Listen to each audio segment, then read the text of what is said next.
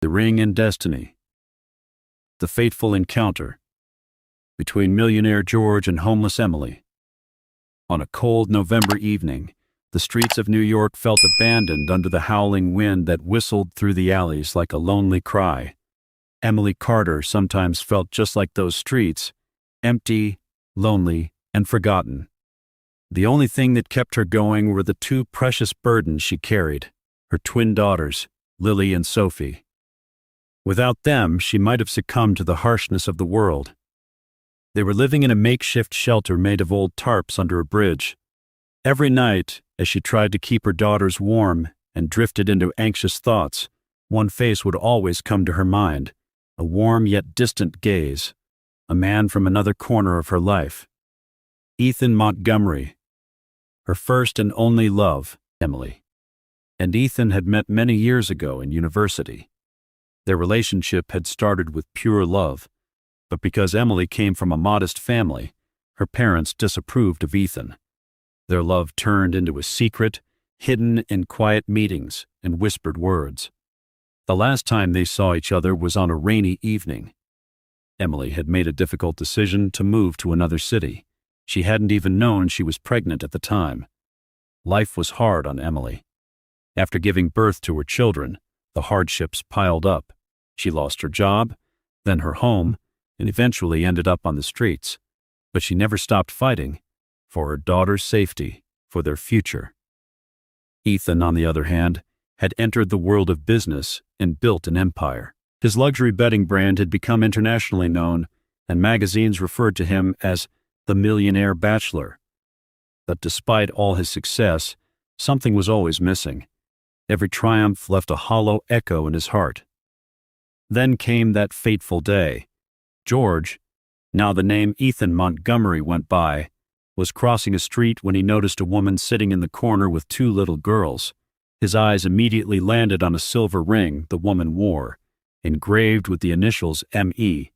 It was the very ring he had once given to Emily. His heart stopped. It couldn't be. "Emily," he whispered as he slowly approached the woman. Emily looked up, startled. Their eyes met. For a moment, time reversed. Ethan recognized her face instantly, but he also saw exhaustion, fear, and the shadow of guilt in her eyes. "What happened to you?" he asked softly. "Where did you disappear to?" Emily stood in silence for a moment, then replied in a quiet voice. "I didn't disappear.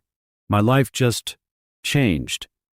And just like that, the ghosts of the past came alive, and old feelings reignited. Ethan offered to help Emily and her daughters. He took them into his home and provided a safe and warm environment. But this wasn't just an act of kindness, it was the rebuilding of a bridge between two hearts. Day by day, Lily and Sophie began bonding with their father. Ethan saw both Emily's and his own character reflected in their eyes. Meanwhile, Emily felt old wounds reopen, but at the same time begin to heal. Peace, however, was short-lived. Someone from Emily's past, an old creditor, found her again. He threatened to expose her relationship with the rich man and demanded money. Fearing for Ethan's safety and her daughter's well-being, Emily decided to flee again. But this time, Ethan wouldn't let her go. Holding her hand, he said, "Emily, you're not alone anymore. Let me be part of your choice. We can become a family again." That snowy evening, as the twins stared dreamily out the big house window at the falling snow, their parents, two reunited hearts, began a new chapter filled with comfort, love, and forgiveness. Life always offers second chances. Sometimes it's through a ring. Sometimes through forgiveness. But above all, love and hope never fade. The ring and destiny. The beginning of a family's joy. Where there is love, there is home. On a snowy New York night, George and Emily sat wrapped in warmth, sipping tea with their children nestled in their arms. A once-forgotten sense of safety had begun to blossom again, and the idea of family was slowly establishing itself as a permanent part of their lives. But despite the calm on the outside, Emily was still searching for harmony within. Ethan, now known as George, the millionaire, was doing everything he could, yet Emily felt like she didn't truly belong in this life that had once left her behind. She didn't want to be accepted simply out of forgiveness for her return. She wanted to be embraced out of real love.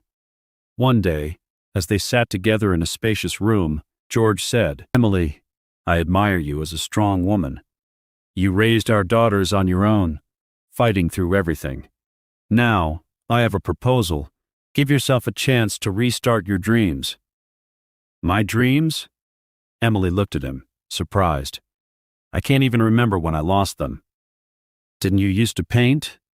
Emily's eyes widened, and then she smiled in astonishment. It was something she had long forgotten, that Ethan had remembered. So, George set up an art studio for her. Emily began painting again. Her first piece was of their encounter beneath the bridge.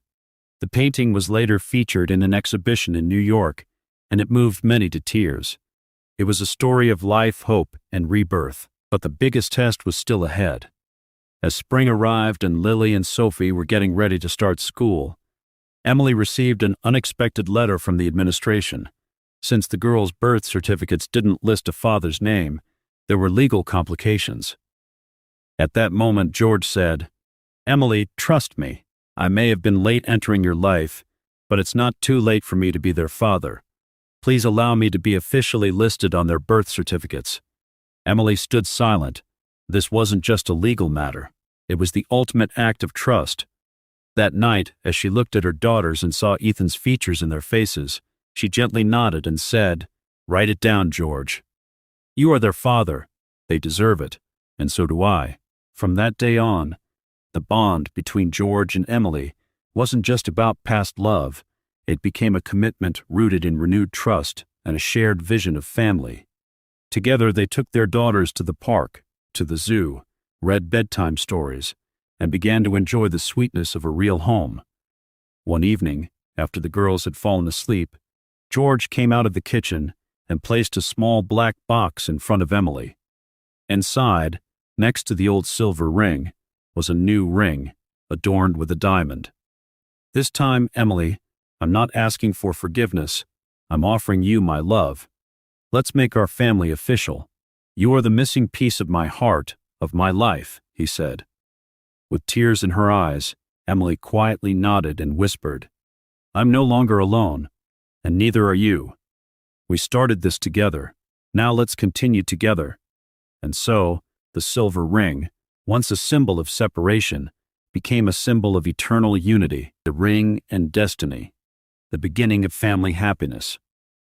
Where there is love, there is home. After Emily said yes, their lives changed forever. Their home was now filled with joy, safety, and warmth.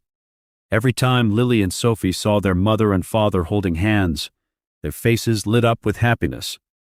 After years of uncertainty, they finally felt like part of a real family. George didn't want their wedding to be extravagant or flashy. He wanted it to be intimate, heartfelt, and meaningful. The ceremony took place in the garden of the old university where they had first met. Emily wore a delicate white silk dress, adorned with a flower crown made by her daughters. Lily and Sophie stood proudly beside her, holding flowers, serving as the flower girls. Looking at them, George said, "Emily, you and the girls have taught me what family truly means. Love isn't found in money or luxury. It's found in understanding each other's hearts and having a reason to live together." After the ceremony, they spent 3 days in the mountains, welcoming their new life in the embrace of nature. The twin girls played beneath the apple trees, while George and Emily sat drinking kumis, reminiscing about the days that had brought them here. That day, Emily said, "If it hadn't been for the hard times, we wouldn't appreciate this moment now. Everything happens in its time. A new life at school." When autumn arrived, Lily and Sophie started at a new school. They stood out among the other children, not only because they were twins, but because they had once lived on the streets. Adjusting to social life was difficult. On the first day, some classmates ignored them or refused to talk to them. It broke Emily's heart, but George handled the situation with clarity and strength. He attended a parents' meeting and shared their daughter's story. His sincere words moved teachers and parents alike to tears. Every child is a chance. Some come from houses, others from the streets, but all are equal. My daughters are proof of that, he said. From then on, Lily and Sophie began to shine. They became leaders in the classroom and joined an art therapy club. Through drawing, they expressed their thoughts and gave hope to others. Later, the school featured their artwork in the local newspaper under the headline, Reborn Wings. Emily's success. Emily's art exhibitions began to gain recognition. She created a series titled Hope in the Night, The World Behind the Curtain, and The Ring and Destiny. Each piece became a symbol of womanhood, motherhood, and resilience. Soon, with George's support, Emily founded a rehabilitation center for women and children who had lived on the streets. The foundation helped hundreds of families rebuild their lives. Conclusion. One evening, by the fireplace, Lily asked, "Mom, what did you use to dream about back then?" Emily smiled and replied, "What I dreamed of is sitting beside me now. This family is my greatest dream." George took her hand and gently whispered, "Mine too." And so, the destiny sparked by a single silver ring blossomed into a grand story of love, hope, and second chances.